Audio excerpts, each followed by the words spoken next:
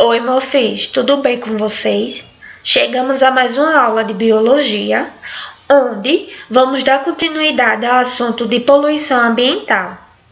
Na videoaula anterior, falamos um pouco sobre a poluição do ar, que se trata da queima de combustíveis fósseis em fábricas, usinas, veículos motorizados que vão lançar uma série de gases tóxicos no ar. Um exemplo desse gás tóxico é o dióxido de carbono, que vai ser o principal gás causador do aquecimento global. Vimos também um pouco sobre a poluição da água. Talvez seja um dos problemas mais sérios de poluição, certo? Porque na água há um lançamento de substâncias que não são biodegradáveis, como os metais pesados. Por exemplo, chumbo, mercúrio, enfim, diversos outros tipos de metais pesados. E o que chamamos de poluentes persistentes. Esses tipos de poluentes são aqueles que vão se degradar muito lentamente. Então, um exemplo disso é a maioria dos plásticos, alguns agrotóxicos. Eles tendem a se concentrar ao longo das cadeias alimentares e intoxicar os seres dos últimos níveis tróficos, certo? Então, assim, a poluição da água, ela é uma das problemas mais sérios que vimos hoje, certo? Então, hoje, vamos ver um pouco sobre a destruição dos solos ou a poluição do solo. A destruição progressiva da vegetação nativa para a agricultura, para poder obter madeira, minérios e também para a urbanização, diminuiu a proteção natural do solo contra a erosão. A erosão acelerada é um fenômeno natural e lento, certo? Então a erosão ela vai ocorrer quando o impacto das chuvas vai degradar as partículas que formam a camada superficial e mais fértil do solo. Então, vai facilitar seu transporte pela água das chuvas, pelos ventos das regiões mais altas, para os rios, lagos, oceanos e vales. Então, todo esse processo ele é equilibrado pela degradação natural das rochas. Mas quando entra o ser humano na história, que ele vai começar a interferir na natureza com o desmatamento, certo? E com as queimadas das florestas, por exemplo, essa compensação que tinha vai deixar de existir. Por quê? O processo, então, vai ganhar uma aceleração. Então, a erosão aí vai provocar também o assoreamento dos rios, o que vai facilitar o transbordamento e inundações. Então, a cobertura vegetal ela vai proteger o solo de várias maneiras. A copa das árvores ela vai impedir que a chuva caia fortemente no solo e retire sua camada superficial. As raízes, por sua vez, vai ajudar a reter as partículas do solo. Então, essa proteção também é importante para evitar a lixiviação, ou seja, impedir que os sais minerais sejam levados pela água das chuvas para as camadas mais profundas do solo, onde estão as raízes, não podendo alcançá-los. Então, as árvores impedem ainda a erosão do solo pela ação direta dos ventos. Outro fator erosivo é a substituição da mata original por lavoura, ou seja, o que vai deixar o solo bastante exposto por boa parte do ano.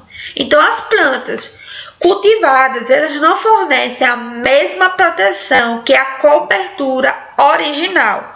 Suas raízes vão ser mais curtas e espaçadas e vão ser incapazes de reter bem o solo e de absorver os sais minerais que foram levados para as camadas mais profundas depois do desmatamento. Então, o problema aí é que nas plantações a reciclagem de nutrientes fica prejudicada, pois o ser humano, ao fazer a colheita, retira os nutrientes do ambiente e pedindo que esses retornem, por sua vez, ao solo. Quando ocorre o desmatamento por queimadas, que é uma prática que é bastante realizada para preparar o terreno para a agricultura, vai haver um aumento do aquecimento global, certo?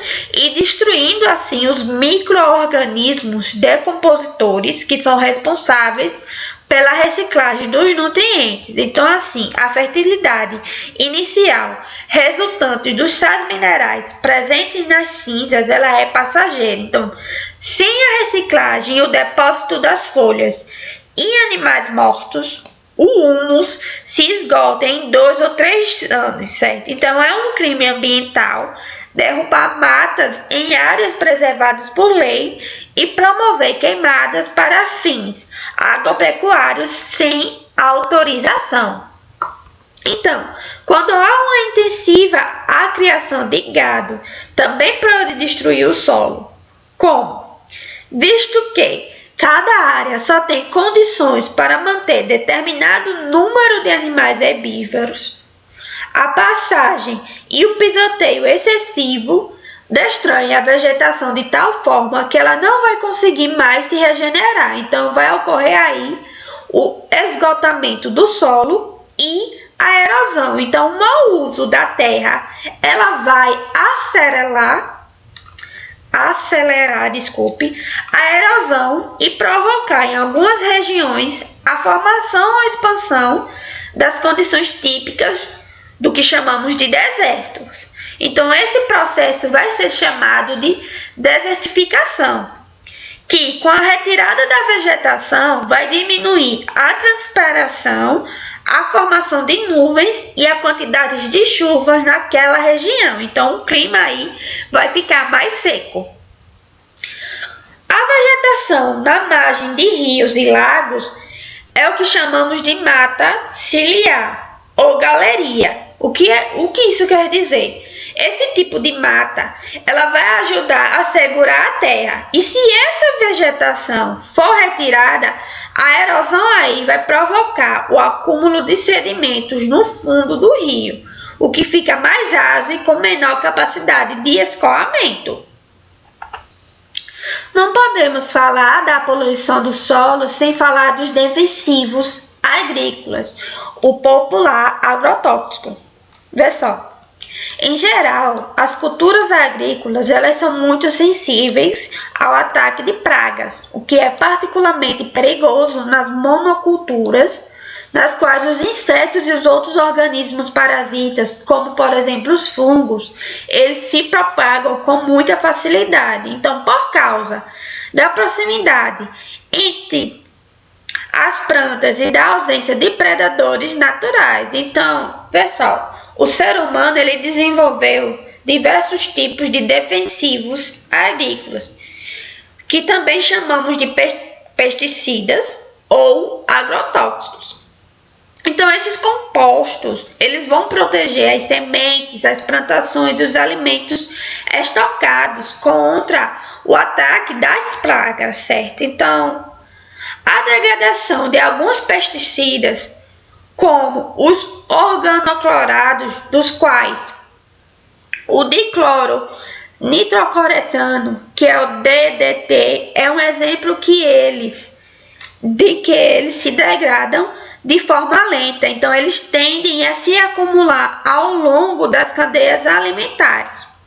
Então, outro problema aí vai ser o envenenamento do agricultor por absorção direta através da pele, certo? Dos olhos e das vias respiratórias, caso ele não se proteja com os EPIs, que são os equipamentos de proteção, certo? Então, na maioria de alguns países, o uso do DDT e de outros organoclorados ele é proibido. Então, vão se utilizar outros grupos como os organofosforados e os carbanatos, cuja a degradação ele é mais rápida, então entre 1 ou 12 semanas. Mas esses produtos, eles também podem ser tóxicos para quem os aplica e se forem usados sem a devida proteção. Os agrotóxicos, eles destroem sem distinção vários tipos de insetos, então até mesmo aqueles que se alimentam de pragas nocivas, como o louva-a-Deus, as vespas e as joaninhas, eles matam também outros insetos, como as abelhas e as borboletas, que são responsáveis pela polinização. Então, o uso prolongado de inseticidas vai favorecer as linhagens que resistem naturalmente aos seus efeitos, e com isso, as populações de insetos passam a ser formadas por um grande número de indivíduos resistentes. Então, os defensivos agrícolas de uso prolongado, eles vão favorecer o quê? Que a próxima linhagem de insetos, ele venha resistente àquele tipo de defensivo que foi utilizado naquela lavoura. Então, assim, é uma poluição grave do solo. Outra forma de falar da poluição do solo é falar dos resíduos sólidos, certo? Então, essa parte sobre os resíduos sólidos eu vou deixar para a próxima aula. Então, hoje vamos ficar só um pouco nessa parte da poluição do solo, certo? Então, até a próxima.